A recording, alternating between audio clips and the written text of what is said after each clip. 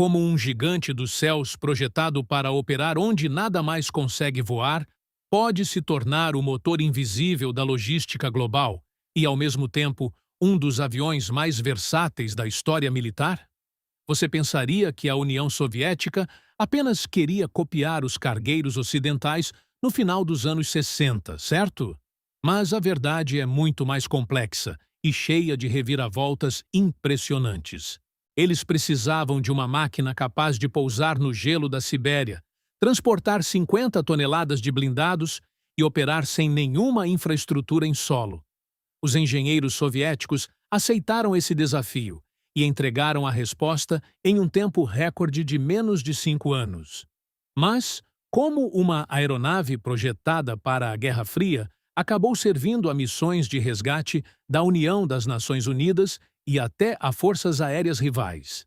Por que colocaram 20 pneus e canhões na cauda de um avião de transporte a jato? Onde esse gigante realmente provou seu valor quando o mundo mudou radicalmente? Quando o projeto parecia ultrapassado, como ele conseguiu se reinventar para voar por mais de 5 décadas? Aperte os cintos, porque a história do Ilyushin Il-66 não é o que você pensa.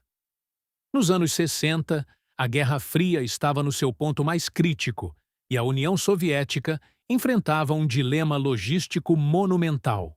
A Força Aérea Soviética dependia do antigo Antonov An-12, um avião com motores turbohélice que já não conseguia acompanhar as exigências de transporte rápido de tropas e tanques pesados em um território que se estendia por 11 fusos horários.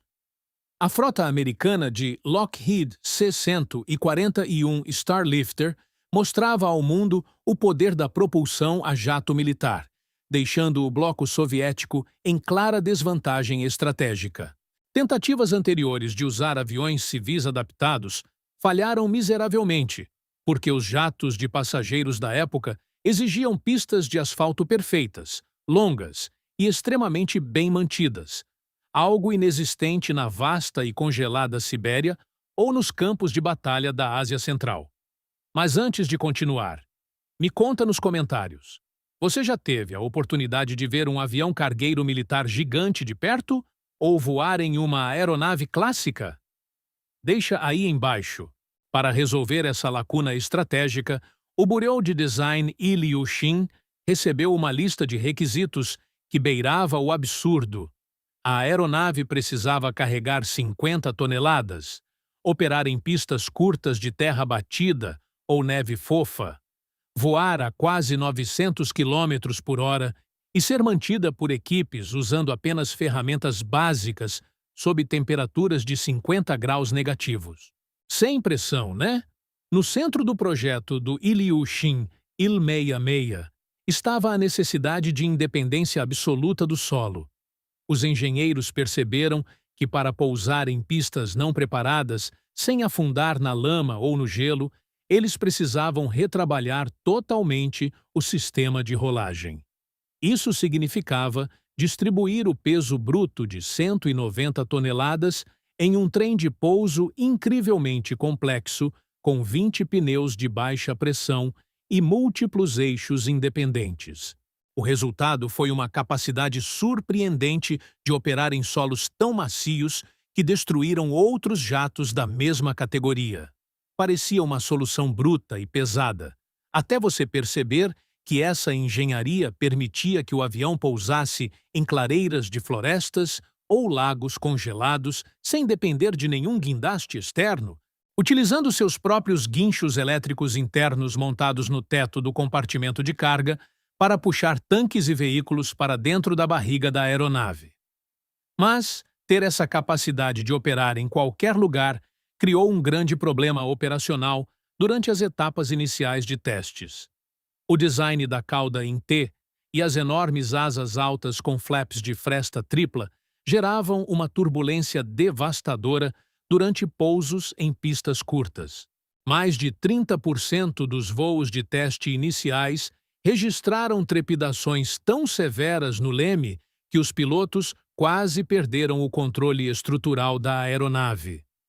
Além disso, Os motores turbofan Soloviev de 30 cap drenavam combustível em um ritmo assustador quando operando em baixas altitudes, limitando o alcance inicial para menos de 4.000 quilômetros.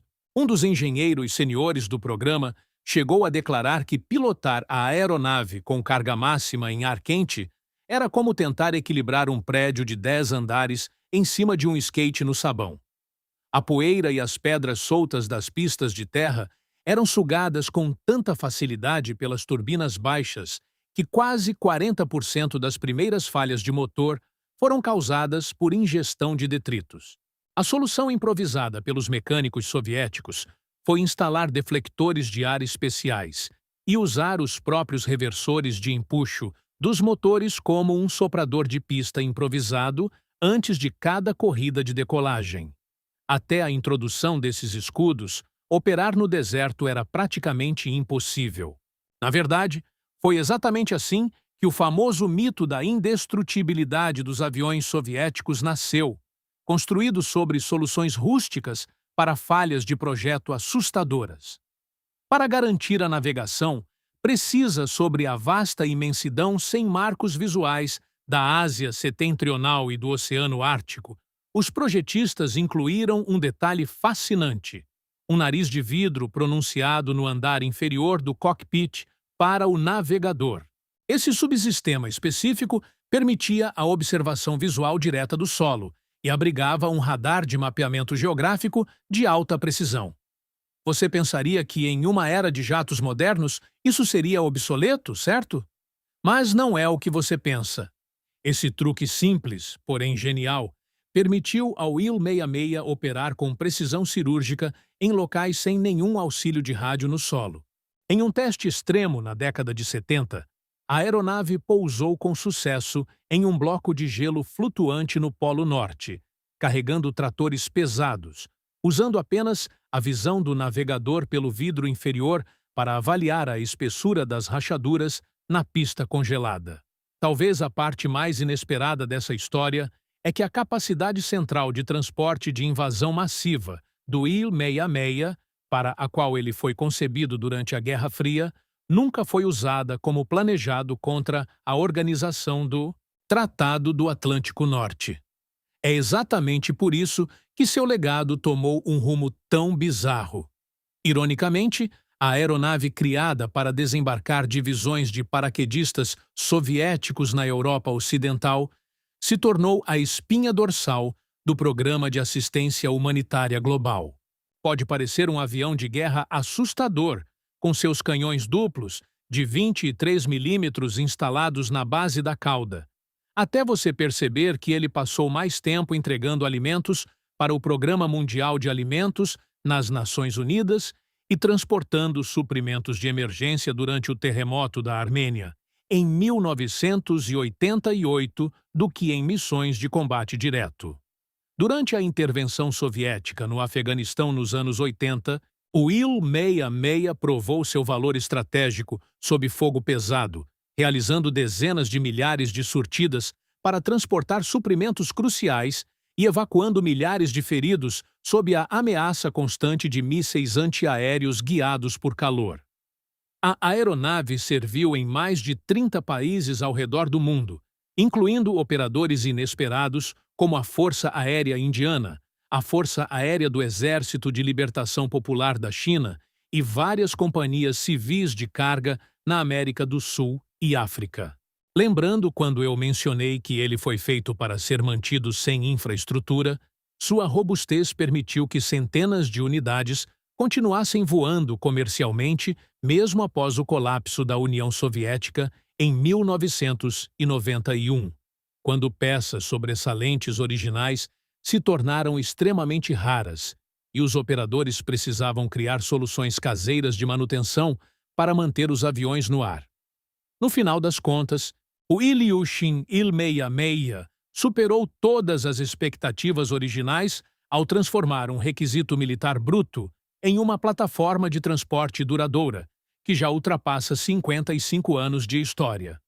O que nasceu como um monstro a jato para transportar tanques de guerra acabou se tornando o caminhão voador definitivo da humanidade. capaz de conectar os cantos mais isolados do planeta, onde nenhuma outra aeronave se atreve a pousar. Parece um paradoxo perfeito de engenharia, até você perceber que a simplicidade técnica e a força bruta muitas vezes sobrevivem à sofisticação extrema. A história nos mostra que o verdadeiro sucesso da engenhosidade humana não está em criar máquinas delicadas para cenários ideais, mas sim em construir ferramentas resilientes capazes de encarar as piores condições possíveis e, ainda assim, cumprir a missão. E aí, o que você achou dessa história? Deixa seu like se você não sabia que essa aeronave tinha canhões de 23 milímetros na cauda. Se inscreve no canal para mais histórias sobre aviação militar e logística e comenta aí embaixo. Qual é o seu avião cargueiro favorito de todos os tempos? Até a próxima!